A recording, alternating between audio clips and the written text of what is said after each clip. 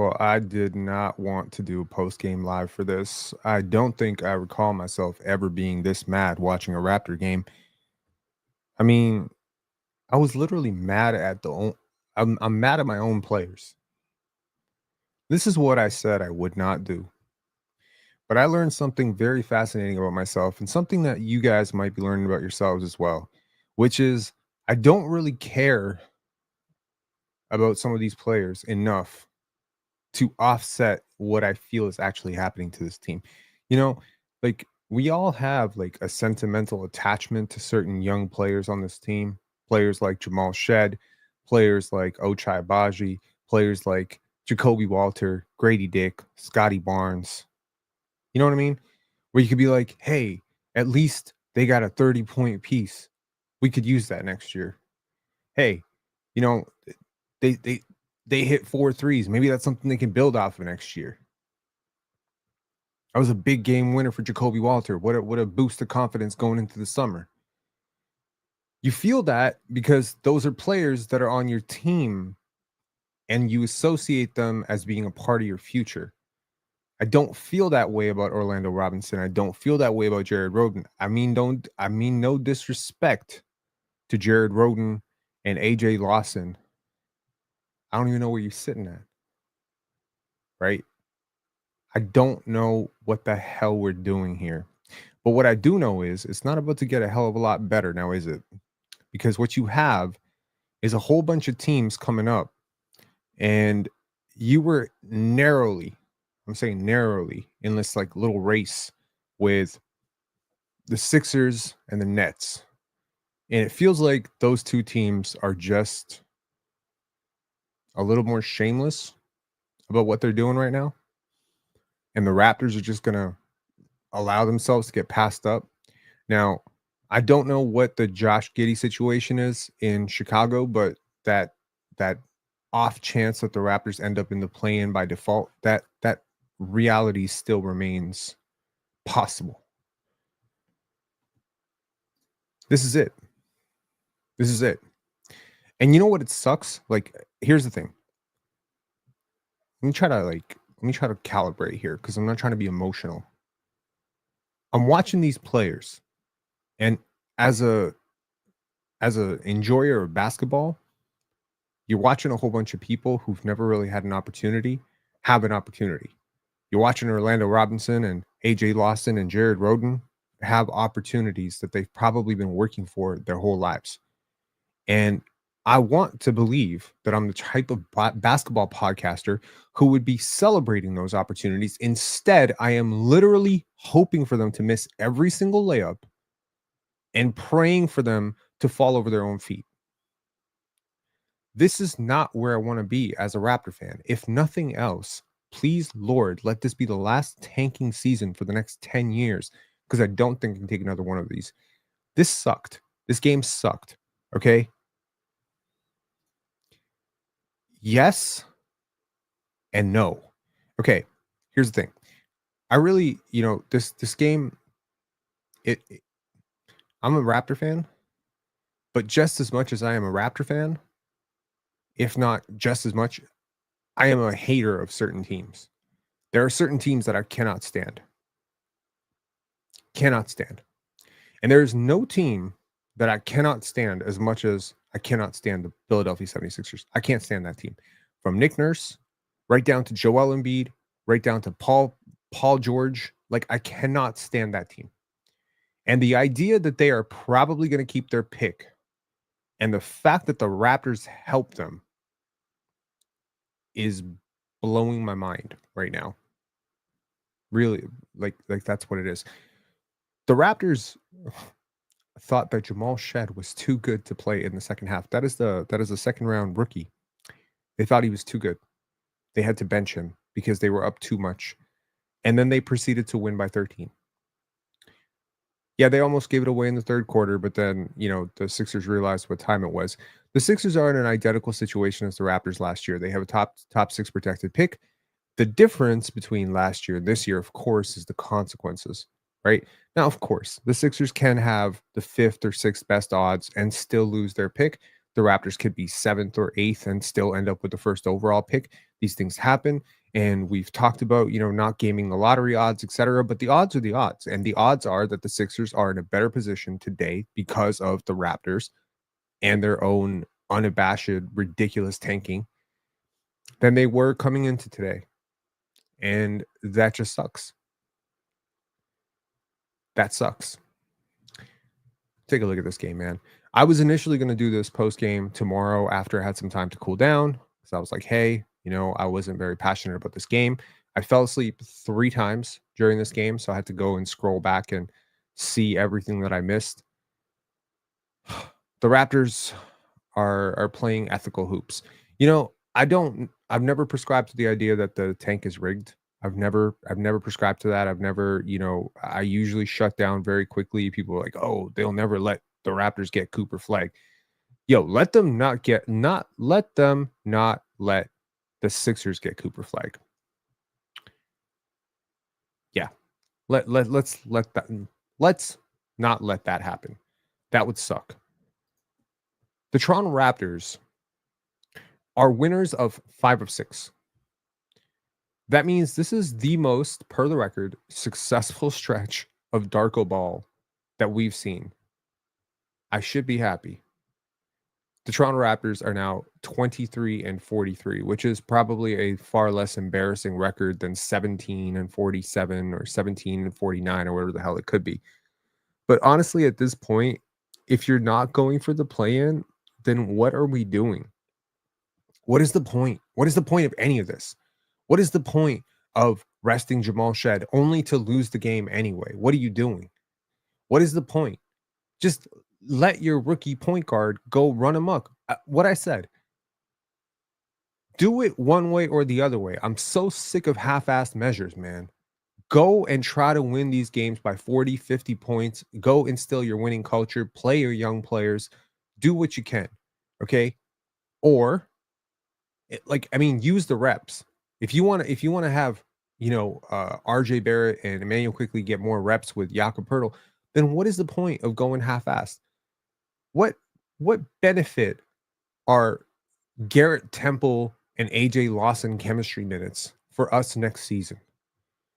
And worse yet, that's a home game. You're doing this at home. This embarrassing show. I mean, that's the worst part. You tried to lose and you won. So you get the L for this. You lose this game. See, if you tried to win and you won this game, then I can give you some fucking flowers. But I can't give you flowers because you literally tried to lose this game and then you ended up blowing them out in the end. It's completely stupid. Ridiculous, man. I mean, okay, fine. Someone's got to win a game. The Sixers were ass. The Sixers have been terrible all year. They've lost games that you're like, wow, I don't know how they lost that game. Who is Alex Reese? I am very familiar with NBA basketball. Who the hell is Alex Reese? The long lost brother of Angel Reese. No. I'll give you fun trivia because you definitely didn't watch Ethical Hoops tonight. So I'll give you fun trivia. Did you know Jordan Hawkins is related to Angel Reese? Angel Reese comes from very dope basketball bloodlines. Jamison Battle, 11 points. Colin Castleton, in 40 minutes, oh Lord, 7 points, 14 rebounds. I don't think he played that well. Jared Roden, 9 for 19, 25 points, 12 rebounds. If you watch the Raptors Open Gym episode where, his dad comes from New York with a whole bunch of family members and surprises him for his first, you're just like, oh man, what? Like, this is a dude living out his hoop dreams, right? AJ Lawson follows up a brilliant performance in the last game with another brilliant performance in this game. 28 points, 10 for 20. And if you were not doing it against the Philadelphia 76ers and the Washington Wizards and teams of that sort, maybe you could put something like this and say, huh, that's great. How does Chris Boucher feel getting shafted like this in a contract year? I wonder. Have the Raptors already told him that there is some sort of extension coming for him? Or is he just being the good company man? Scotty Barnes rests tonight. Rests / he has a fractured metacarpal. I think it's like fifth finger is fractured. Do you feel a little bit better about Scotty's shooting woes over the last few games, knowing that he's been injured? Maybe you don't. I don't know. This game is just ass. Honestly, the repetitive process of Orlando Robinson just over and over and over. Orlando Robinson put up Nikola Jokic numbers: 25 points, 12 rebounds, 6 assists. Does that matter? No, because he's not under contract for next year. So basically, what you're doing is you are allowing like a whole bunch of players to just try and you've created the stupidest situation in the world. What you have is a whole bunch of young players who aren't very talented, who aren't all that young. I guess I would feel a little bit differently if it was like a 19-year-old going out and creating havoc. You created a situation where a whole bunch of journeyman role players are now doing everything in their power to play ethical hoops in order to book a contract in the NBA and keep their NBA lives going. Certainly, you must have seen this coming. Like, you can't be this oblivious to it. It's not like the Raptors don't have experience being really bad at tanking. Like, they have to know about this, right? And I mean, look, at the end of the day, last year when it came down to business, they tore it apart. And in Tampa, when it came down to business, they tore it apart. And I had no reason to believe that with this year, the only complication being Scotty Barnes' contract and the All NBA implications, if that were in fact an implication, and I hope at this point he's just realized that that's not really in the cards for him. I had no reason to doubt this team would do the right thing. I think what I completely understated, because I had mentioned it, was just how motivated the rest of the league was to do the wrong thing. And if I'm the NBA and I'm watching this, I need to change the rules right now. I need to change the rules right now because you cannot have games like this. Because I believe that the Sixers' next game is against the Nets, and that will be another game just like this. There is nothing more embarrassing for the league than two teams with so many games to go in the season. We've got 10, 12, 15, 16 games to go in the season. This early in the season to pull the plug this much to the point where you're just playing such disorganized basketball that you surprised at this point that players are not literally putting putting the ball in their own basket. Got to change the rules. Got to change the rules. You have got to change the rules. Because right now, if the Sixers get away with this, if they do not get fined or they do not have their here's the thing. Here's what I would do. Let me solve this problem. I'm going to apologize right now. We're 12 minutes into this. I can barely bring myself to talk about this game. What do you want me to talk about? The offensive flow, the process. Do you want me to talk about how much Colin Castleton hustled, or how much better Orlando Robinson is than Adem Bona? Like, is that what we're doing here? Lonnie Walker, unfortunately, goes down really, really hard. He's a dude who is in a similar situation to a lot of these guys. He's kind of holding on to his NBA life. I was really counting on him tonight. And when he hit his head, I was like, shit, there it goes. I was really counting on Jeff Doughton too. Jeff Doughton, what's funny? Among all the players that played tonight, the player that I cared about the most was Jeff Doughton. Y'all know. I love Jeff. So I was kind of rooting for him. Honestly, I was rooting for him. He's a guy who's like, he's still got that. Okay, I got to keep my NBA life going here. Let's figure out the rules. Let's change the rules of the NBA. How do we change the rules? My thought process would be that the NBA can investigate behavior that mimics tanking and demand proof for the injuries that you say that if you are resting and if you're resting players. And I don't want a fine because these teams are bloody rich. I do not want a fine. What I want is that if you are found to be deliberately tanking beyond game, like the last 3 games of the season, so if you do it before that point, then the penalty for that should be that your pick automatically gets moved to the end of the lottery. How's that? So right now, Sixers, for what y'all just did here, if I can prove definitively that one of your key players is healthy enough to play, like a Tyrese Maxey, if your medicals show me that he is healthy, if Paul George is healthy to play and he did not play tonight, if I can prove that, then your pick automatically gets moved to 14th. You, like everybody else has a lottery pick, you just have the 14th pick. How's that?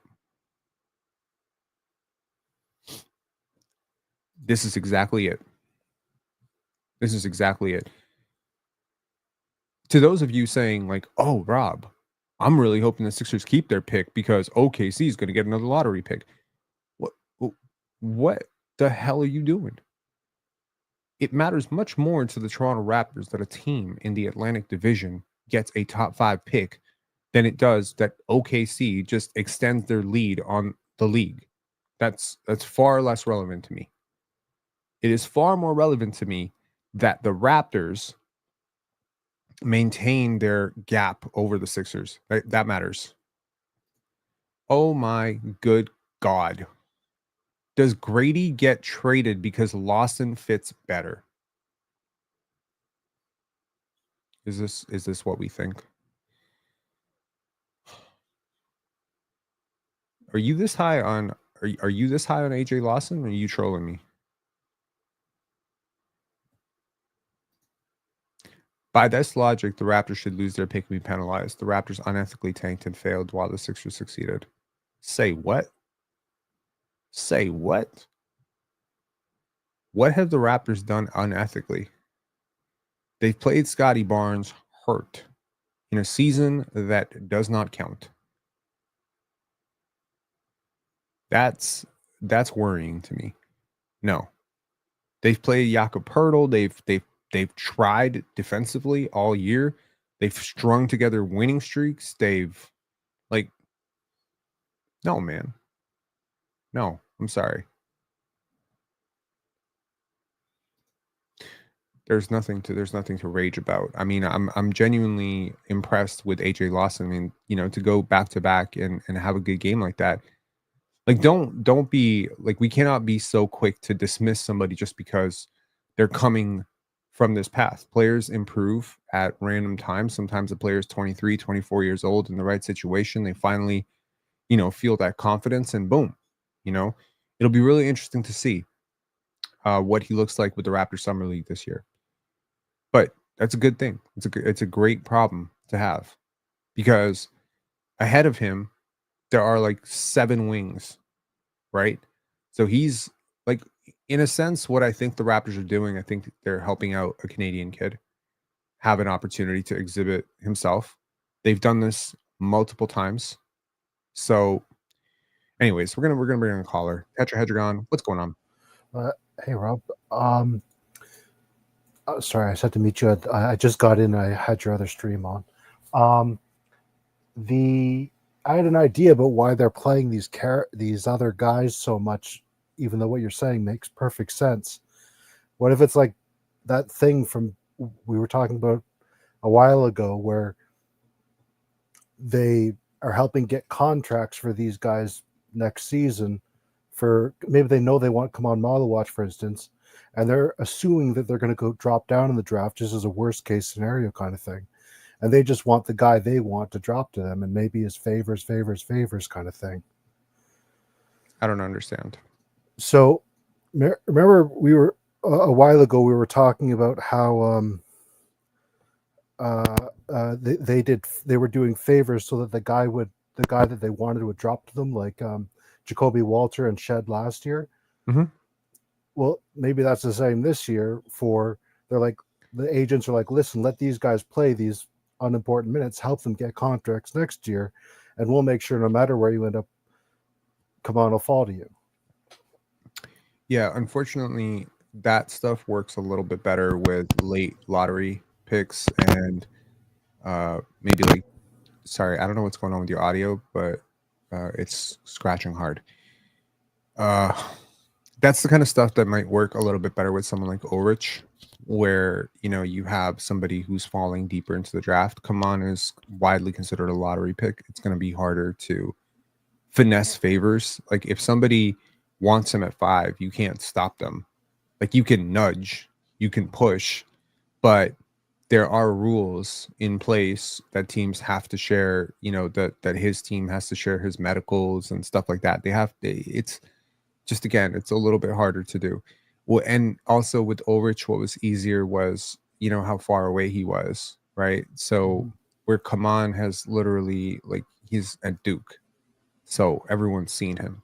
It's not like Ulrich where, okay, there's like what the Raptors know and then what everybody else knows, and then what the Raptors know is like 10 times more than what everybody else knows. At this point, I Right. feel like the rest of the world has kind of caught up to what the Raptors know about Kaman. All right, fair enough. I just was sort of throwing that up the flagpole, see what you thought. Mm-hmm. Yeah, no. What I do think is that it's frustrating to see. Like, okay, obviously, like, I don't. I never came into this season with any illusion that the Raptors would get a top 5 pick. That was never in my cards. It would have been a fluke had it ever happened. So the fact that they're fifth up until today, or they were sixth technically because the Yeah. Brooklyn Nets passed them, uh, and the fact that they're seventh, it's not really bothering me. It's that oh, the loss aversion of, like, okay, we had that and then we lost it. No, we never had it, and our schedule is by far the easiest the rest of the way through, and we knew that coming in, and that's why we needed to pad like a greater advantage over those other teams, because we knew that we were going to win a whole bunch of games towards the end of the year and that there was nothing we were going to do. Like, I was fully braced for this. The only issue I have right now is who is winning these games. I just don't know what they could. I mean, it makes sense what you said. What you said about just play shed and give the guys we're actually going to keep their reps. But in terms of trying to lose, I don't know how they could have tried to lose harder. You played Garrett Temple half the game, who was great. I mean, they were letting him be great. The Sixers were, but I don't know what more they could do to lose. I think if you're not going to commit to losing this game by any means necessary, then you need to commit to winning this game by any means necessary. I think you just have to go one of two ways. I don't like half-assing things. That I makes am a sense. big believer in don't half-ass things. Like, I don't like this, you know, like halfway through like bullshit. So it's like, if you're going in, go all in or go all out. Like, it's not. I'm not even necessarily saying be extreme about it, but like, I don't like this 1 foot in, 1 foot out of the pond bullshit that the Raptors do far too often, Yeah, right? I agree with you completely with everything you're saying. Everything you're saying makes perfect sense. My only thought is it makes so much sense. Is there something we're just not seeing? Is there something the Raptors are seeing that we're just completely missing here? Because what you're saying is so obviously true. No, I don't think it is. And you know what? Here's the thing. I think far too often we as fans have appealed to authority and assumed that, hey, if they're doing it, they must have a reason for it, right? And now, of course, I I greatly pushed against this organization and this front office when they traded for Jakob Poeltl. I greatly pushed against it when they tried to extend Fred VanVleet, and I greatly pushed against it when they sort of dangled their feet with the Pascal Siakam stuff. And I think in every one of those cases, I was right. And I'm not trying to toot my own horn No, here, but I absolutely. I think I was was here for right. all of it. And so we've seen the consequences of this front office kind of just taking a wait and see approach. Okay, well, and sometimes you have to be decisive and definitive in your evaluations of things. If Fred VanVleet must go, then Fred VanVleet must go. If Gary Trent Jr. must go, it's like, again, the theory of trading Fred, sorry, the theory of trading Norm for Gary, theory makes, very little sense when you're considering that you end up parking the same contract for both players. Like, that's stupid, right? And we as fans are seeing that because Norm is basically an all-star level player right now that would fit in very well with this core and wanted to stay. And I don't think enough is talked about that. And it's the same thing with, maybe not doing enough to tear things down or to build things up when we've had a chance to do so, right? So I think, it kind of dawned on me today when I think it was the broadcast crew were talking about OKC and how OKC is just an embarrassment of riches and how they've managed to get all these picks. And it's like, yeah, well, they had Russell Westbrook and they had Paul George. And I'm thinking in my head, like, yo, we had OG Anunoby and we had, Pascal Siakam and we had, Fred VanVleet and we had, we had all these players as well. I'm not saying that that's Russell Westbrook and Paul George. It's not necessarily apples to apples, but shoot, like I definitely do think we have fumbled on getting max returns for those players.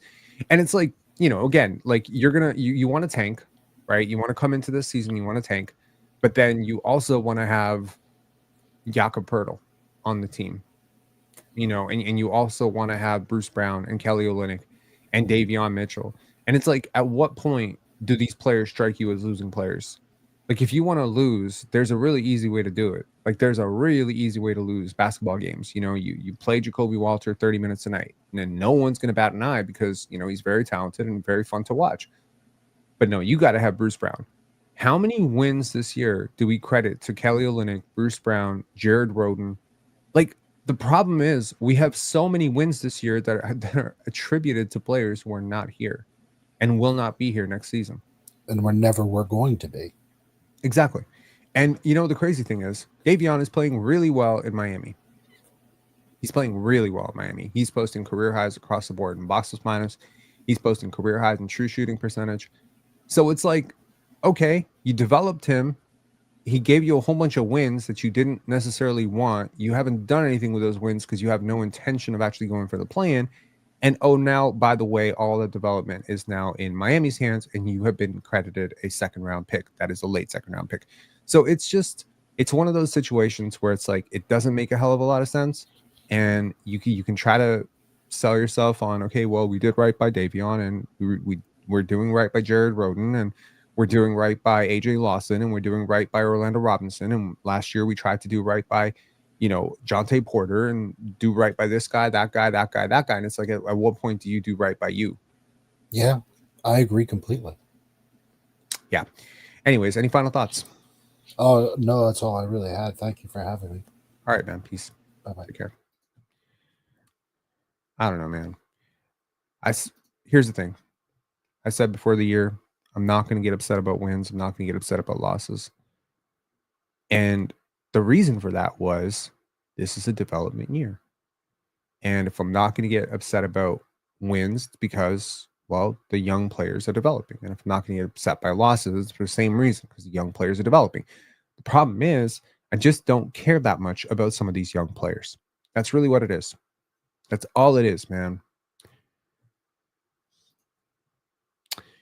It's like, you just, like, nobody. Here's the thing.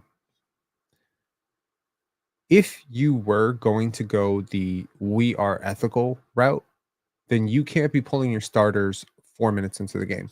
You just can't. You can't. You can't be closing your game with Scotty Barnes and RJ Barrett. It's somewhat embarrassing. Like, I do want to just say that a lot of people said to check out the media scrum yesterday, and I did, and I loved it. I loved what Jakob Poeltl said. I love what Darko Rajakovic said, and I love what Jamal Shad said. They all had extremely full answers about what's happening and about the team chemistry and how it's really beautiful and how everyone roots for each other, and that's awesome. That's awesome. Love it. But to listen to Darko Rajakovic kind of sidestep, hopscotch around this question of tanking, when your general manager has already come out and said, we're praying to the lottery gods. Why are we playing this horse and pony bullshit show? Okay, recruiter dude, you will have some answers, I'm sure. What's up, man? Hey, brother, how are you? I am frustrated. How are you? Not bad. I know it's near impossible to carve out empathy or compassion for the Sixers. They're probably one of my least favorite teams in the league. I got no lie. Like I share the same resentment towards Embiid. On a personal level, not that he's not a great player, but I couldn't help but catch one of those run it back lives. That guy has a lot of. I don't follow him, but he is quite funny, Run it and it back, is, Billy. yeah, like when you're enduring like a terrible season, and then you have someone who's really able to sort of like you know characterize it in a Mhm. way that like makes it actually quite funny. But on one of the lives, I think he entitled it like "Embiid is finished," and I don't think that's like a hot take. Like I think he's done. And so you have three max guys. Two of them are untradeable, and then you have Maxi. And like I don't know, are there more deserving teams than us for a higher pick? I think there are.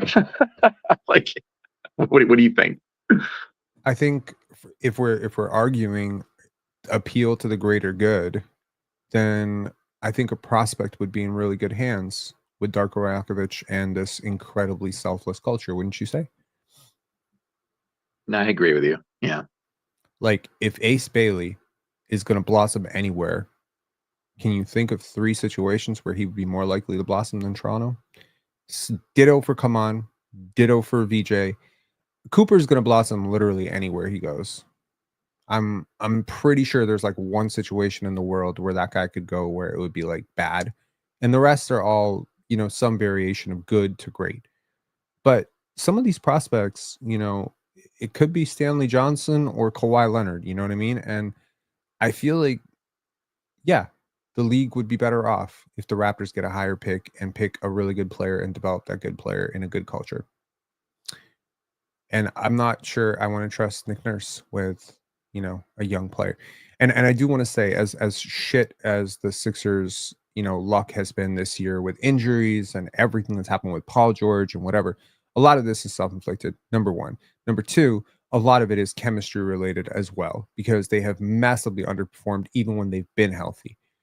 And they also lucked out in the draft last year by getting a really good young player in Jared McCain, who, when healthy, was probably going to be the prohibitive favorite for Rookie of the Year. Fair? It's fair. What do you think they did incorrectly with him as a rookie? Like, Oh, what I don't. what I don't think they did anything incorrectly with him as a rookie. I'm saying, just in terms of Nick Nurse, the entire. This might just be me. This might be a me thing. I'm just not a fan of Daryl Morey and his over analytic-y way of doing everything. And I think Paul George. Hang on, is this something that you realized this year? Because that I've come to the same realization, or were you always kind of like you were suspect of his like capabilities? Like, So Daryl Morey, I I've read a lot about him, a lot, like to the point where I I generally salute people who try to be revolutionaries in this space. It's not easy to be a pariah and to be an outsider the way that he was and succeed the way that he did. I just think that generally when I step back and take more of a bird's eye view on his contributions to basketball, I can't say overall that they've been good, even if they've been well intentioned. no, I agree. I feel like he's tried to he's tried to take the mystique out of the game, but in doing so, it's kind of like a dead cat bounce. Like like like I'm so bright I can crack the code, but in fact you didn't, and now you Well, have a whole city that just basically resents you but because isn't you it just so interesting that they did that in back-to-back general manager hires? Because if you look at Sam Hinkie, it's a very similar idea, right? Look at how smart I am. I'm going to game the entire system. I'm going to expose the entire thing. Look, as I get older, now in my mid 30s, I realize that sometimes this entire house of cards is built on certain people being able to believe certain things. And once you expose that wrestling is fake, you're going to lose a lot in pursuit of that truth. And if you are going to completely dismantle the idea of regular season wins meaning anything because, hey, we're the process, or, something of that sort, then I really do think that you're opening Pandora's box, and you might not you might lose a very large segment of your fan base and frankly the NBA fan base in large, because once those wins don't matter and once like all that, like, oh, my team versus your team, and it's like, can you imagine being a diehard Raptor fan who paid, $150 for your daughter's birthday or your son's birthday today to go and watch the team kind of stomp the Sixers? It's such a hollow experience because you won in spite of the fact that you tried to lose. You did everything in your power to lose. So in winning this way, there's no winning. Yeah, but I think there's an element of the fan base that doesn't have their wits about them in the space, so they just want to see like an entertainment product. Like it's like Was this entertaining? well, is medieval times entertaining? I don't know. I teach their own. Like, but What was Rainforest Cafe? Is that entertaining? it depends. It depends on what you like. But in our space, like what? Of course, it's not entertaining. In If I fact, found, if I found a girl that would be open to, Rainforest Cafe as a first date, I think that would be the one. I think that'll be the one I marry. The gorilla, pounding and stuff like that. That'd be great. yeah, I haven't been to that place in a long time. No, I hear what you're saying. I hear it's the Pandora's box has been opened. Yeah, at least Sam Hinkie, I think, was somewhat more likable. I mean, I think he was just a more modest person, and it was they were living through the post Iverson years, and it was such a dark time, and they just doubled down or tripled or quadrupled down on a process, and okay, it didn't work out, and Yeah. Morey was supposed to be the guy who, I mean, he's the hardened guy, and he's the analytics guy, and he was going to take them to this other place. And look, I mean, I wouldn't trade places with them in a million years. And I knew Embiid wasn't going to last long. Like, and you talked about that in other lives too. Like a guy who's 7 feet, who's like huge. I mean, how much does he weigh? Like 290, 300. Yeah. yeah, like your knees are just going to get it. But going back to the draft odds, what do you think about like just flattening it even more? But then again, you might have teams who are just perpetually like crap, and then like that you're just hurting them, and that's diluting the product. I don't know. I mean, I rarely ever, if ever, agree with anything Jack Armstrong has to say about basketball, life, alcohol, or college basketball, women. Literally, I don't think I agree with 95% of anything he says. Yeah. But he did say at some point that you shouldn't be allowed to continue to be this bad, right? And there are other systems, in place. And I do think that maybe at some point, the league needs to look at this. Maybe there's a system where if you finish bottom 5 3 years in a row, your pick automatically gets moved to 6. You don't get to be in the bottom 5 3 years in a row. Because Yeah. at this point, like, you're obviously not good at it. You're not doing well with it. Maybe we need to give somebody else a turn. You know what I mean? And I look, I would fully understand it. And people say, well, maybe it's easy to say now as a Raptor fan, but maybe I would feel differently if I was a Wizards fan. Well, I don't think I'd be a Wizards fan. I don't think I'd be a Pistons fan, And look, I just think at some point the draft lottery and the odds or whatever are meant to they're meant to restabilize or create some element of parity and by helping, the least advantaged teams. But at some point, like, are you least advantaged if you just keep shooting yourself in the foot? You keep trading away your good players. You keep screwing up your draft picks. You keep butchering. You keep cutting costs in your scouting. You keep cutting costs in your development. You're literally ruining players. When I think of an individual player like a Luka Doncic or an Anthony Davis or any one of these, Victor Wembanyama, Cooper Flag, these are billion-dollar enterprises in and of themselves. They are human beings, but they are billion-dollar enterprises. Do I trust the medical future of Cooper Flag to an organization that has been bottom 5 straight years? Do I trust his skill development? Do I trust his growth as a human being? I mean, you think about it. I mean, I don't know if you have kids, but I think most people who are about 37, 38 could probably identify with having a kid who's like in high school or close to high school. There's so much growth that needs to happen for that kid. There's so much maturation. There's so much, professional information that needs to come into it. Cooper Flag is going to walk into a team as an 18-year-old savior, which is rare. And he's going to have to fucking manage that tent pole of a, situation while not being legally able to drink for the next 2 years. Can you imagine if he gets drafted by the Pelicans and like they literally don't have any infrastructure? I'm not saying that like that's not a figurative statement. Like they don't have like the actual like they don't have what we have, and like not even close. What's the worst situation for Cooper Flag? Let's go down. It's gotta be the Pels, the Wizards, and Charlotte in that order, something like that. I think the Wizards have actually turned a bit of a corner, a little bit, maybe, as evidenced by the fact that they have Malcolm Brogdon, Marcus Smart, and Chris Middleton, 3 actual professional basketball player pros, good dudes, in their locker room. I'm actually not mad if Cooper Flag becomes a Wizard. So this is new for me.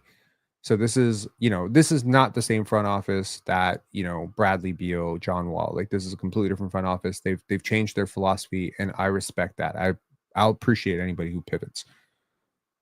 Charlotte, though, joke of a franchise. You made a good point. Like after so many tries, like it's the same teams that are crap like every year, and it's there's so many implications in an NBA draft. Like if we were talking about football or baseball, it's a completely different thing. But right. And like the over under for some of these teams were so predictable. And it's insane that we're gonna like end up picking 10th, and we still lost more than 40 games. If because I just don't see us. And you called it. Like I don't see us losing a lot of these remaining games. It was G Leaguers tonight. Oh my God! Like then you start to question like, is the season too long? Like does it really need to be 82 games for this nonsense? Like I mean, this would just start sooner. This would just start sooner if it were. Yeah, you're probably right. Long. So if it was like a 71 game season, it would just start sooner. I mean, look, the way the Raptors have managed to try and lose these games, I think is pretty commendable. I think if put it this way, if every single, let's say there's a number of wins that you were supposed to get based on your talent, based on your health, based on your injury history, etc. And relative to that number, we ascribe you a number of plus or minus what you actually got. Does that make sense? So, yeah. Like if the Raptors were supposed to be a 38 win team and they end the season on 28, they're -10, right? Yeah. And if Charlotte was supposed to be a 14 win team and they got 15, then they're a +1. I think the number for the Raptors is probably going to be about as high as any team in the league. Which is to say that I think that they did about as good a job destroying wins as any team in the league. But they did so in a way that I feel casual observers would not have picked up on. Lineup synergies, play synergies, late game collapses. Like there were just miraculous ways to lose basketball games, right? This, on the other hand, holding your starters out in the final 4 minutes of a game, resting Jamal Shed in the second half, this is a new level of, unethical. So at this point, I feel like no matter where the Raptors end up, that number will be a negative. There's no way in hell they're going to end up with more wins than they should have gotten this year. And especially when you start to factor in that Brandon Ingram probably is healthy enough to play right now and he's not playing. I think that like really, really speaking to that. And of course, the number there is super important because it is that number that reflects your actual, talent going into next season. So if you're legitimately like, I don't know what you think about this, but I think the Raptors are like right now, if the season started right now, let's just say training camp is tomorrow. We're doing 3 weeks of training camp and then we're rolling it out. And every team is just going with the players that they have right now, which means Philly is going with their, injured Embiid, facing surgery into training camp. The Raptors face, Brandon Ingram and, this version of Scotty and this version of Jacoby. I think the Raptors are like a 45-win team without the lottery pick. So, or maybe 42 to 45-win team without the lottery pick. Maybe that's too ambitious. But if they end up with like a 30, if they end up with 27 wins or 28 wins on the season, I think they've massively underperformed. No, it's not overly ambitious, because what we know now that we didn't know, let's say 3-4 months ago, is that Jacoby's an actual player. So well, I mean, come on. I knew. You knew? Okay. I thought you were about to say that he isn't. Apart from my draft night reaction to Jacoby, because I was just so Eve Misi or bust about it, and he was right there for us. I don't think that I have been as conclusively optimistic about a player. If you go back October, I'm like, watch out, his playmaking. And I'll let everyone in on the secret right now. I just did a lot more research on Jacoby than probably like Jacoby and Ulrich. I did so much research on those guys this summer, and I'm talking like real research, getting into the weeds of reporting, talking to people that are close to them, getting into high school and, like shit in their past, and just trying to get like a more accurate read on who these people are and where they're heading. And with Jacoby, it was like, oh shit, like, oh wow, like, wow. And I said coming into this season, if you recall, I would start Jacoby over Grady. Yeah. I said that like, yeah. So yes, I'm very high on Jacoby Walter. And I think, maybe people would be a lot higher on him had we picked him 6th. You know what I mean? Like, I think there's like a weird bias, like where people just don't value players who are picked 19th. But I'll remind people that Kyle Lowry was not a lottery pick. Pascal was not a lottery pick. Your entire championship core was picked up of basically guys who were not lottery picks. Not a single lottery pick on that championship team.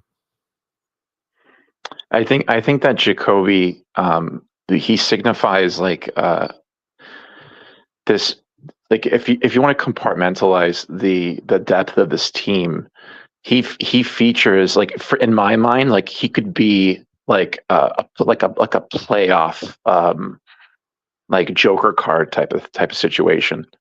You know what I mean? Like I going back to what you were saying, like, okay, is 45 wins ambitious? No, it's not, because these lineups make sense to me, right? And it didn't make sense to me early in the season. And you were preaching patience. I remember that, and I think that's aged really well, that sentiment, because the team is like coming together. It's such a shame that the first half of the season that we had to endure was like so miserable. Not like, there were some really fun watchable games, but just the win totals like weren't there. And what you're going to get out of it now is probably, I mean, we don't know, but if I had to guess, probably like an 8, 9, or 10 pick, which is not terrible. But I do remember thinking early in the season, like, would I trade the first pick for a playoff run, which is crazy to even say out loud, because that's nuts, right? But the team's really good. The team's good, and now that I know that we have Ingram, it's like, like, what are we doing? I honestly, you said earlier, like, we would, or Ace Bailey would be more beneficial if he played with us. I agree with you. I do think, though, that this team has like an oversupply of shooting guards, which is not a bad thing. Sure. But I think we're closer to doing damage in the Eastern Conference than most people think, and we have to start making some hard decisions, like probably sooner than later. I think we really like wings. I think we really, really like wings. And if you look around the league at the best teams in the league, what do they have an abundance of? Wings. They have an abundance of wings.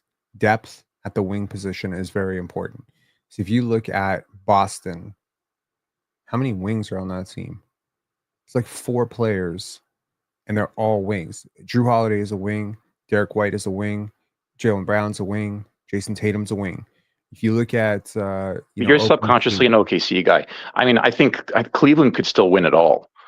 But yeah, no, your point's well taken, they right? have Cleveland has the two bigs. I mean, it's not like OKC doesn't have two bigs. They have Chet and Isaiah Hartenstein, Yeah, right? yeah. And it's not like the Boston Celtics don't have two bigs. They have Porzingis and Al Horford. So yeah, and I mean, look, at some point you do need those two bigs, and I have no doubt that the Raptors could probably flip two of their wings to get that big player, so that Scotty Barnes and Brandon Ingram are not forced to consistently play undersized at the four. But I think Brandon Ingram and Scotty Barnes represent a future vision for basketball, which is to say long wings who can play make and do lots of toolsy shit. That's the type of player that every championship team wants to have, right?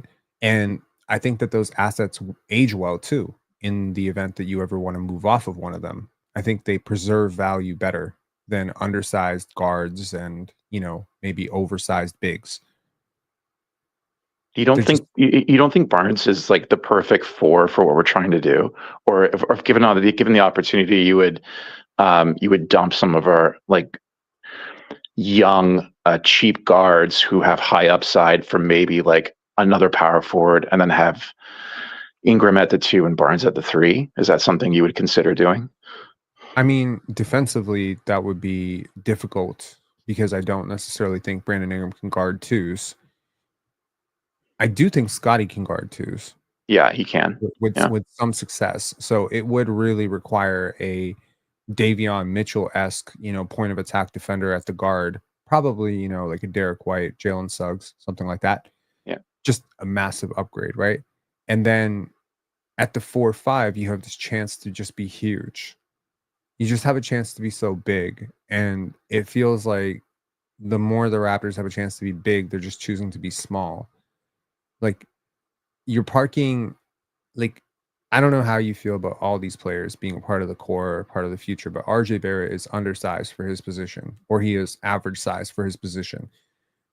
Emanuel Quickley is probably fairly average sized for a point guard in today's NBA, but I don't think he's big. And Jacoby's slightly undersized. You could argue all three players make up for it in wingspan. Grady is like average size for a wing. He's about 6'7", 6'9" wingspan. So it's really BI and Scotty that are really huge as wings, and you're forcing them into the 4, right? Occasionally, I'm sure both those players will play a lot of 4. So it's just like, yeah, like if you play the double big lineup with BI and Scotty at the 2-3, you have a chance to be the biggest team in the league. Instead, you swap one variable, you change a big for RJ Barrett, you suddenly become an average to small team. And I just don't see I don't see an advantage to being small in the NBA today. Like every good team is huge. Yeah, Is there you've talked me into a consolidation trade. I mean, in the back of my mind, I was always thinking that, but like it was always about trade Grady while people still think he's good, which I resent that sentiment. I think he can be really good, but obviously, like everyone has a price. Like if you package together RJ and Grady and a late pick for a 4 that you really like, I can't even think of anybody right now. It's too late, but it makes too much sense. And then so then we're not. This is not a long rebuild. This is like you're pivoting into competing like as soon as next year, basically. I mean, I think there's enough. I think there's enough complicated thoughts about Jakob Poeltl's future on this team going forward. Honestly, like I have so many questions. I have questions about his his shooting and how much it complicates the fact that Brandon Ingram and Scotty Barnes need the exact same place on the court that he operates all the time. Does that sort of relegate them to the wings? Like, I don't think people fully appreciate just how not optimal it is for someone like Scotty to play with a player like Jakob Poeltl. I think you're like, and that's where I think maybe a different organization, maybe and I don't mean to talk shit about the Raptors, but maybe a Danny Ainge run organization or a Brad Stevens run organization, or maybe even what the OKC Thunder did with Josh Giddey, where they kind of looked at it and they said, okay, we understand that we're selling this guy for 30 cents on the dollar. and there's a huge PR, hit that he's taken, and he's coming off a terrible playoff series. But in the end, our main guy is Shea, and we need to Mhm. put players around Shea that are successful with Shea, and that means bigs who can shoot, bigs who can play make, bigs who can do certain things to open up pockets of space for Shea. And so I do think I wonder if the Raptors fully understand that, and if they do, then why do you have him with a whole bunch of defensive liability wings? Number one. And why do you have him with a shooting liability big? Doesn't make a hell of a lot of sense. Yeah. Well, Jakob If is. I was to design a roster around Scotty Barnes, here's some players that I would like, and I would love for you to add some players to this, but here's some players that I would look at like putting around Scotty Barnes. Jalen Suggs, 100%. That's one player that I would love to put around him.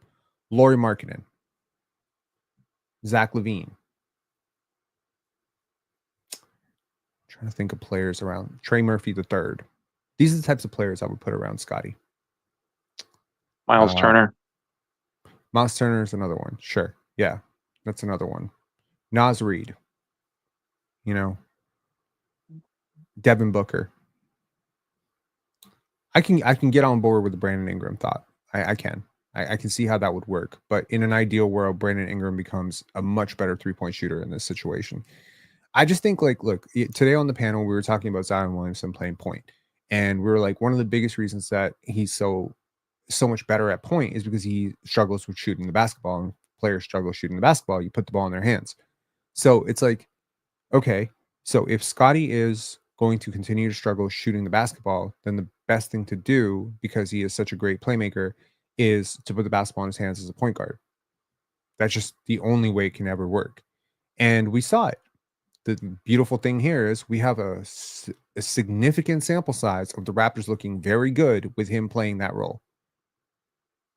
The Raptors just keep fucking up their best ideas, because you finally have some success with that. And now we got RJ Barrett playing point guard, Emanuel Quickley playing point guard. And it's just like, I think the Raptors' entire season can be defined as a team that tried to aim in 85 directions and wound up aiming at nothing.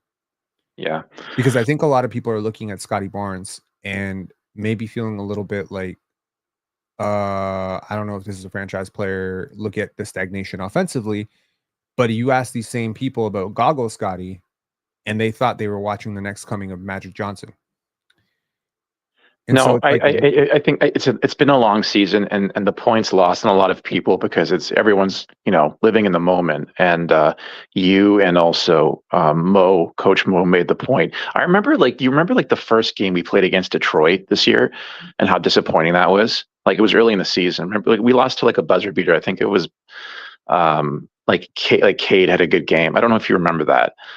And we did the post live, and I think you and Mo were talking, and he said he was livid, and he said freaking put Tatum on this team. He's not going to do shit, right? He'd be one of the most inefficient high usage players because the rest of the team was crap. This is back when Davion Mitchell couldn't make a shot to save his life, right? And that point is well taken. This has been a really tough year for Scotty. And while you were talking, I'm just trying to I'm racking my brain. How do you integrate Jakob Poeltl into this team? Do you rush the net? Do you keep Jakob around the nail to just rush the net for rebounds, or maybe a bit of playmaking? But no, you're right. You're right. I can't really make sense of it. And I like Do you remember Jakob. what Scotty had in that game against Detroit? We lost by 2. He had 31 points, 14 rebounds, 7 assists. Oh, he had a great game that game. Yeah. And he shot 3 for 8 from 3. And he had a 19.8 box plus minus. And then he'd pass out to Davion, and they wouldn't guard him. Right. Exactly. And it's just okay, where's Goggle Scotty? I believe this was the stretch around here with Goggle Scotty. I think it was right here. Wait, Denver. He gets hurt in Denver. Where the fuck is it? Okay, here. So this is Goggle Scotty right here. Holy shit, man. Comes back, Minnesota, win. lose by 14 to Cleveland, lose by 2 to thing. We beat New Orleans by 26 for our first road win. Like, I mean, apart from that one game against New Orleans where we stomped them by 26, all of these games are insanely positive. Insanely positive.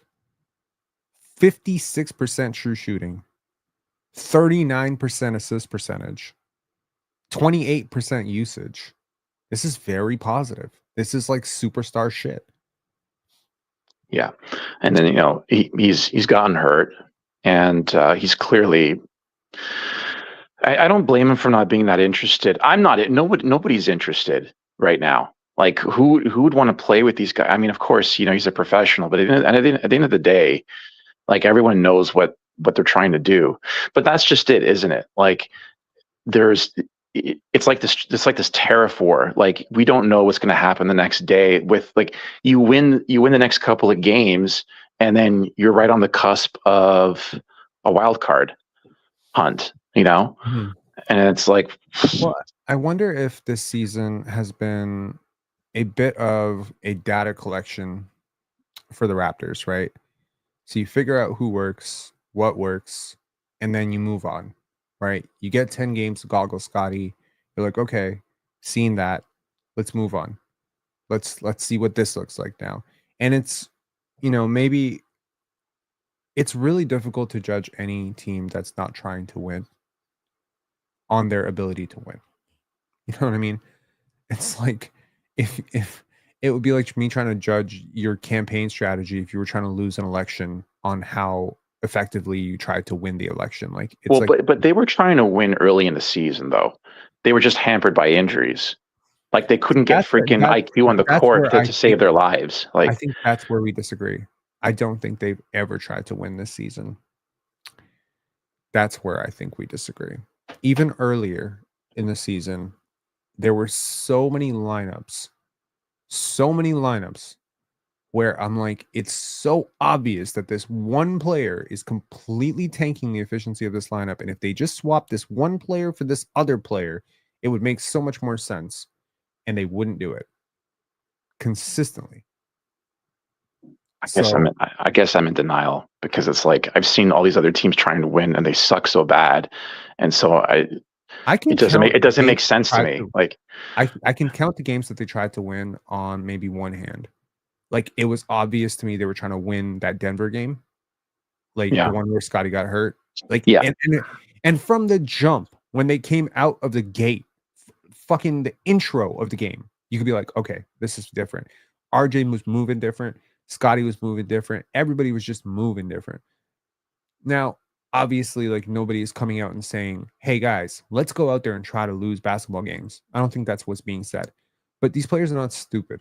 Like when you are taking effective lineups that we know based on the numbers have positive net ratings and you are refusing to play them and you are randomly introducing players into those lineups that are less effective than the other player that's getting a DMPCD, then I think everyone can kind of look at the writing on the wall and just say, okay, we're not serious. Jonathan Mobo minutes, there's obviously certain ways that you could use Jonathan Mobo as a fifth starter, and he's not going to completely, tank your minutes. I think the greatest to anyone out there who's like, hey, I really need some, greater proof for what you're saying here. Look at the Detroit Pistons last year. I think the Detroit Pistons are a fantastic example of a team that just routinely played one starter or one extra player in a lineup that just did not belong, be it Malachi Flynn, be it Killian Hayes, be it whoever. And most of those players are not in the NBA anymore, Yeah. And I think for the Raptors, it's like there's probably a role for Davion Mitchell in the league. I stand corrected. He's probably going to hang on past this season with the Miami Heat, but not in a spatially challenged lineup that's already compromised on spacing. Like there is a role for Jakob Poeltl in the NBA, but not with RJ Barrett and Scotty Barnes.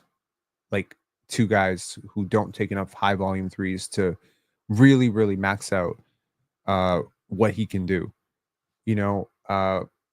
There's definitely a future where Emanuel Quickley earns that contract. It's probably not going to be as a 30% lead guard. like a 30% usage lead guard. It's going to be probably more as an off-ball player. So if the Raptors know all of this, great. If they don't know this, I'm concerned. But I think there's ample evidence this year to suggest that they should know it. If they didn't know it already, they should know it now. You don't think IQ like rolling off those Jakob screens and like if his floater's better or when his defender hedges under the screen and then he like does the pull up. Like I think that, well, the guy's not Steph Curry, obviously, but I don't know. I think there's 3 players on this team that I would rather put the ball in their hands and ask them to create from a standstill than Emanuel Quickley.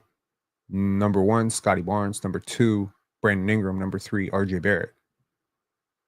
And his shooting gravity is so needed.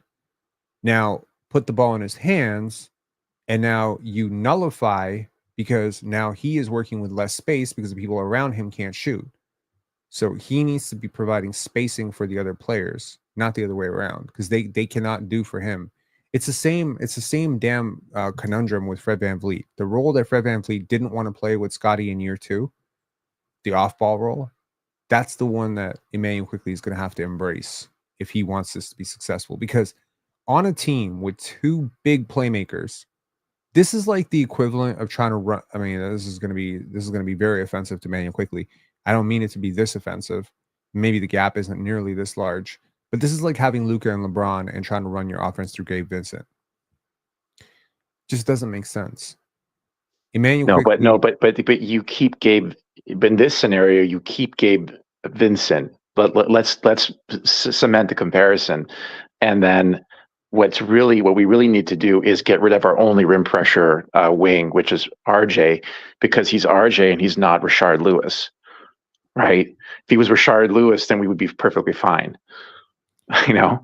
Here's a question. Now, I have never really soured on Emanuel Quickley. I've always maintained that I think he is a valuable, role player and, maybe even has a one-time all-star type of upside. How would you feel about this team if it was Scotty at the point, RJ at the 2, Brandon Ingram at the 3, Aaron Gordon or something of that nature at the 4, and Jakob at the 5?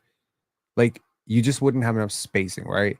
So I think you need his shooting. You desperately need his shooting. I just think it needs to come from somewhere else. So what if it was, instead of Emanuel Quickley at the 1, was Cam Johnson at the 4? So you get that movement shooting, and maybe you need to add a pick or something to it. I don't know, the contracts or whatever. Maybe you don't, but something of that nature, like just swapping the pieces and moving around the engine. Because again, Cam Johnson would be huge. Exactly, that would be like monumental. Exactly, and then you become huge as a team too, and you retain all that shooting that you so desperately need. Now, I'm not suggesting moving off of Emanuel Quickley. What I am saying is most importantly, what most critically, my point here is that I believe that the Raptors do need shooting from that big spot, but the shooting need is exacerbated by the fact that Scotty does not shoot well right now, and Jakob doesn't shoot at all. So it's almost like a self-inflicted wound. And I think that, Emanuel Quickley and Jakob Poeltl create more problems than they solve right now. So if I just start from scratch, I don't need to have those problems. And I wonder if the Raptors feel that same way. I wouldn't be super surprised if either of those guys are on the block. John Hamilton saying Keegan Murray at the 4. That's a great example. Yeah, Keegan Murray at the 4 would be great. Or they think that Ingram can like provide that isolation, like mid-range scoring. I just think with RJ's evolution as a playmaker this year, which has been very impressive, I just think Emanuel Quickley is like your 4th best passer. I've never seen. It's never close. I don't think it's I don't think he's a better passer than Brandon Ingram, and I know 100% he's not a better passer than Scotty Barnes. Yeah. So it's really between him and RJ, and I feel like RJ being 6'6" has an advantage that Emanuel Quickley does not have. And I have been consistently frustrated with how slowly IQ processes those reads. If it's not a simple drop off to Yak, and again, it's like there's a lot of diminishing returns with that exchange. Like I don't need those two players when I have Brandon Ingram and Scotty Barnes on my team. Why should the two best players on my team be camping out at the wings or the opposite wings, waiting for a pass from a player who is less capable of finding him than they are of finding him, all because of some sort of weird need to put the ball in my smallest player's hands? Like, I feel like maybe this might be a Darko thing because, Yeah. like, I found myself frustrated with Dennis Schroeder having so many on-ball responsibilities as well with Scotty Barnes. I don't know what it is, but yeah, like, I mean, look, you put the ball in your best player's hands. This isn't 1992. Like, Well, you know, you're not. Schroeder's reads weren't terrible. He's just not a good shooter at all. And he didn't provide, like, he couldn't finish at the rim. He was an experienced veteran Incidentally, who needed IQ extra can't finish at coaching. the rim either. This is actually very similar to the Fred, like you pointed out. It's very similar. Now that I think about it. I mean, his rim percentages are a lot better than Fred's, right? I mean, Well, in theory, they should be. yeah, but He's a bigger athlete. that floater though is not dropping. I mean, again, he's come back from like an injury, so he, you know, I think, but but okay, like think about it this way, and this is you know, today I was on PC with Nerd Sesh. I don't know if you know mhm. Nerd Sesh. They're really cool. They're cool dudes. They have good content. So I'll check them out. yeah, and I watched a lot of their playoff stuff last year. It was really cool. They did a lot of stuff with Jason Timpf. I don't know if you know Jason Timpf, but No, anyways, point being that it's so easy to just look at someone's percentages and say, well, this player doesn't shoot well at the rim or this player does shoot well at the rim. But sometimes the context of why they're not shooting well at the rim really does matter. And I do think that the Raptors consistently play bigs who don't shoot or don't shoot well enough. Like, mhm. and I feel like a lot of other teams don't have that problem. Like the Boston Celtics don't play a single big who does not shoot other than Luke Cornett. Yeah. And, you know, even then their spacing is so overwhelmingly positive that even one player not providing spacing is not a huge deal. So I feel like if Emanuel Quickley is playing in the same situation as Peyton Pritchard, maybe he's much better than Peyton Pritchard. I don't know, but he just certainly does not look better than Peyton Pritchard right now. So, and it's again, it's like the Indiana Pacers. Like, what would Emanuel Quickley look like in place of Tyrese Halliburton? I mean, completely different types of players, but I'm saying like operating with that spacing in that pace, with that, you know, with multiple stretch bigs, I feel like the paint is a lot more open for him to attack, and maybe we see like a very different shot profile for him. So I just feel like right now, you know, as fans probably don't want to hear it because Yak is very lovable and very good dude and you know solid and you know No, we've you're all. making perfect sense. I can't believe that they couldn't foresee this. Like, then why bring him here? Like, we knew that like 2 years when we were talking about it on trade deadline. Like, we knew all this, right?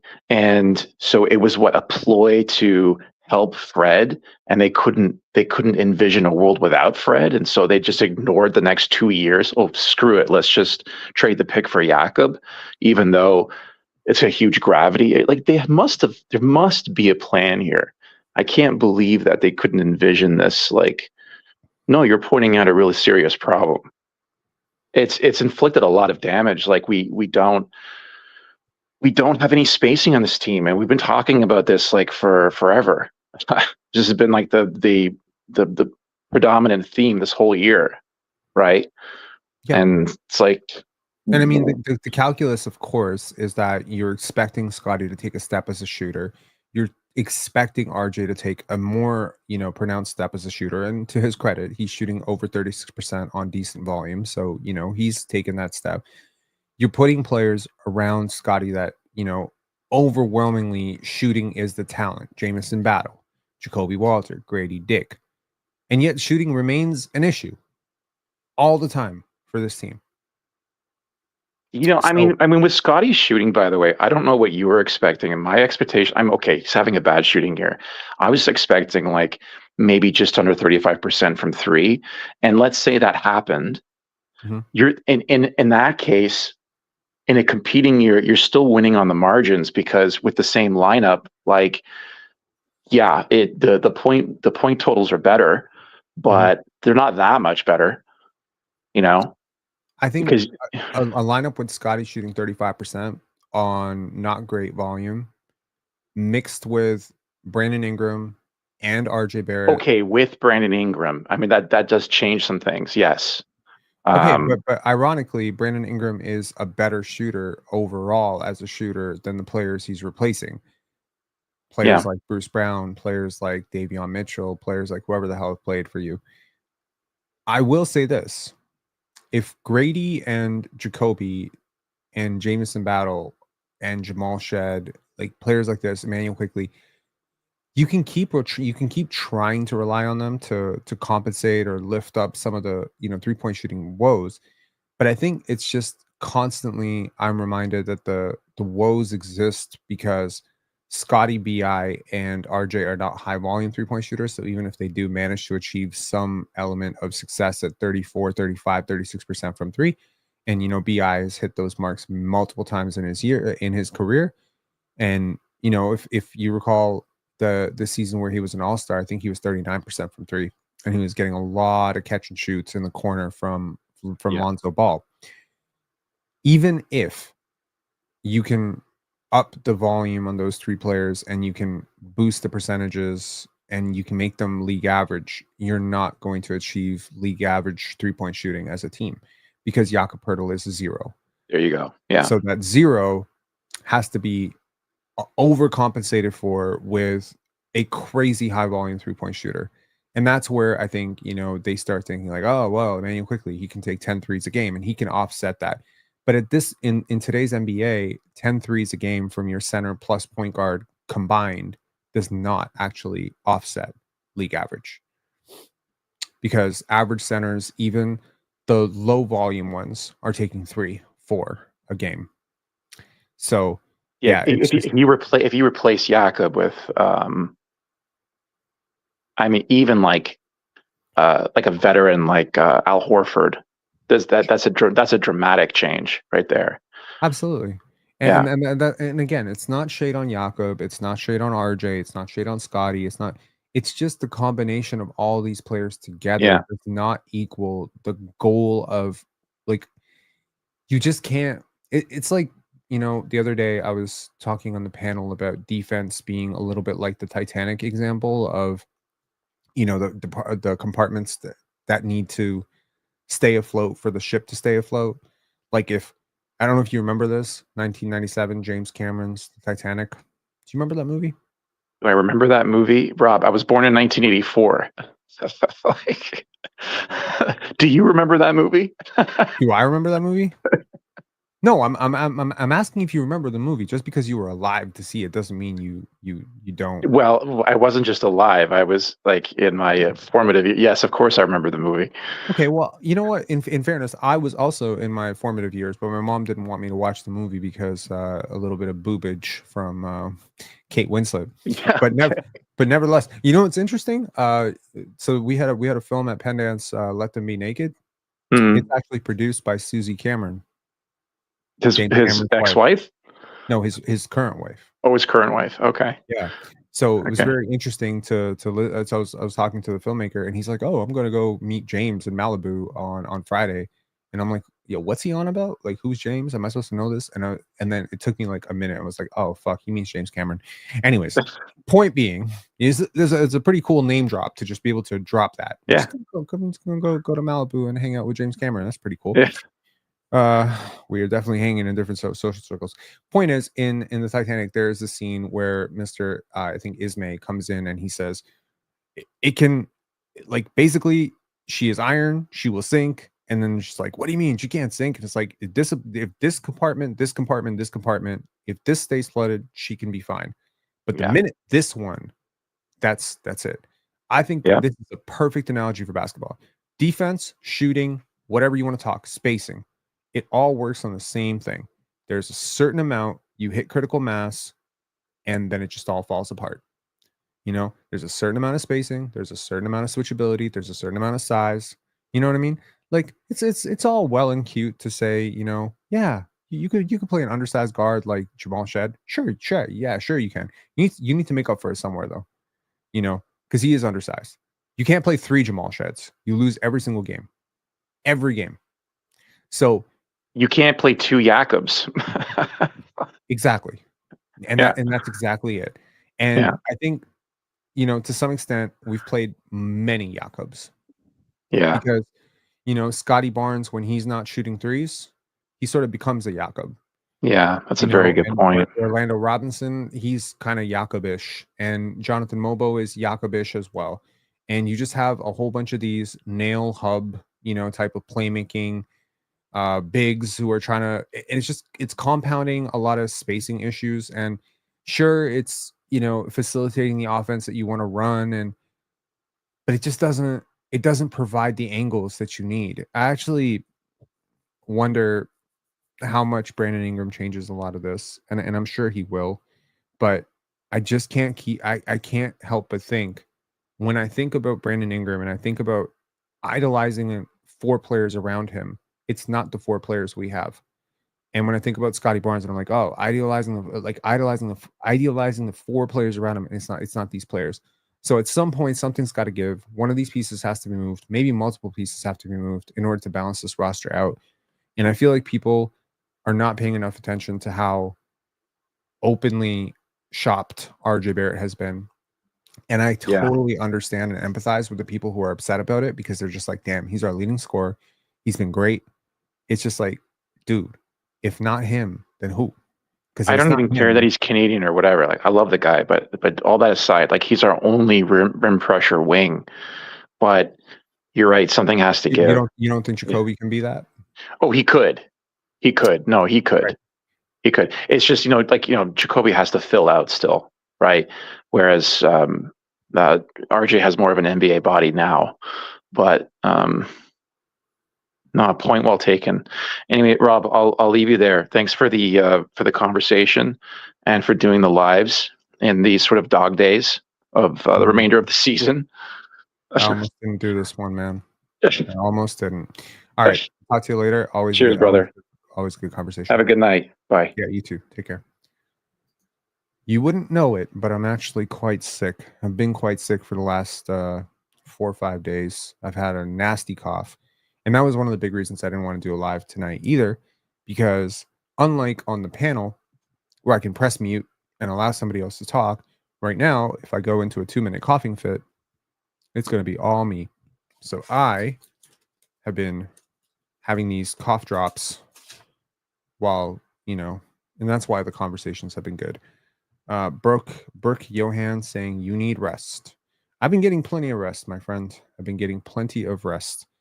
Anyways, this game sucked, but it, I guess, opened up a conversation to have a deeper conversation. And, big shout outs to Tetrahedron and to Recruiter Dude. I think hopefully we accomplished something in those conversations, and that was an interesting listen. Please give this video a like. I will be on the panel. And also, if you want to see peak comedy, how many of y'all have heard of Playback? Now, Player's Choice is on Playback, and I am going to be covering multiple Pistons games this month.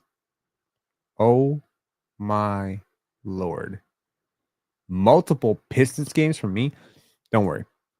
It'll be fun. It'll be fun for absolutely no one. I don't know why they got me doing Pistons games, man.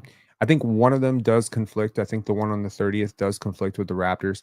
I've actually made an executive decision at this point that I'm not allowing the Raptors games, now that they have pretty much firmly shown me the tank, that I'm not letting Raptor games get in the way of money for me for the rest of the year. So basically, if I'm paid to be on Playback, if I'm paid to be on PC, if I'm paid to do one of the debates or whatever, then I'm not sitting here and being like, no, sorry, I can't take $100 because I got to go watch the Raptors game and I got to do the Raptors post game. Exactly. The Raptors post game will be delayed on the couple of nights where, it's funny. Get your bag, bro.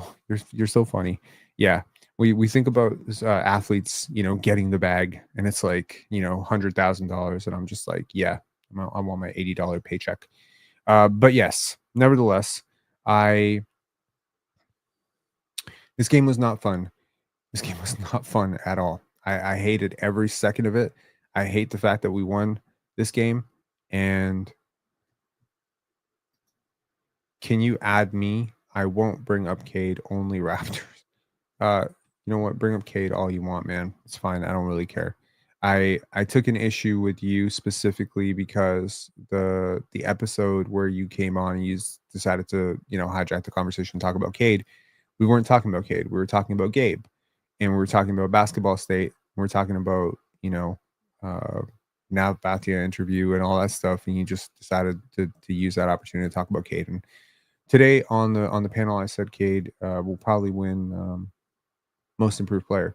So, yeah, not necessarily my jam. I would actually much prefer to see Scotty next to a Trey Murphy or a Jalen Suggs. I think that would be great. Yeah.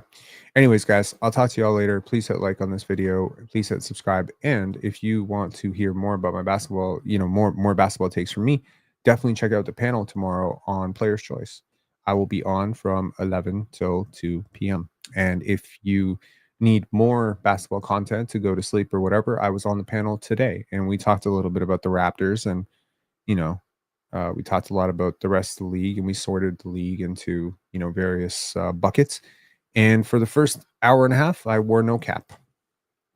All right. Talk to y'all later. Have a good one. Peace. Oh, wait a second. I got to read this out. Noble Venom with the super chat. The fact that the front office is tanking this hard makes me think that the entire future hinges on this draft pick, which makes this all the more devastating. I don't think the entire future, rests on this draft pick. And if you checked out the show today with PC, that's exactly what I said. We were sorting teams into Cooper Flag sweepstakes, maybe next year, contenders and pretenders. And I put the Raptors in maybe next year as opposed to the Cooper Flag sweepstakes. Why? Because unlike the Brooklyn Nets or the Washington Wizards, I think the Raptors already have their franchise player.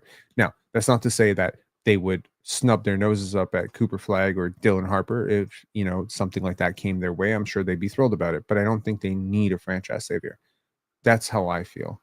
I think Brandon Ingram and Scotty Barnes is more than sufficient to, put together a really good team.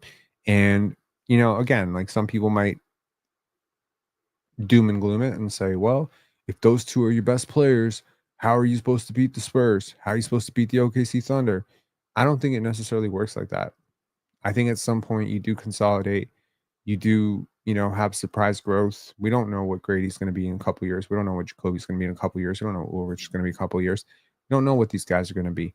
What I do know is that, the Raptors development staff has been great. And, we can expect to see these younger players take some really mammoth leaps. And we don't know what those leaps are going to look like yet. If I told you Jacoby's the second best player on this team like 3 years from now, I don't even think I'm that surprised. So yeah, like maybe it's Con Knipple, maybe it's VJ Edgecombe, maybe it's Kaman Maluach. There's a lot of young players in this draft that I think fit really, really well with what the Raptors want to do. And I think they all have a tremendous amount of upside. And who knows what Darko Rajakovic is able to pull out of the 7th pick or 8th pick in this year's draft. Maybe it's more than what the Washington Wizards are able to pull out of their 3rd pick. I don't know. Anyways, I'll talk to y'all later. And thank you so much, Rank Scrub and Noble Venom. And to answer this question, because I think I just sort of snubbed it, no. I don't think Grady is getting traded because of AJ Lawson. Jack saying, we're not getting VJ, man. He's not sliding past 5. Don't be so sure. A lot can change over the next month. Talk to y'all later. But I tend to agree that he'll go top 5. He's a fantastic athlete. See ya.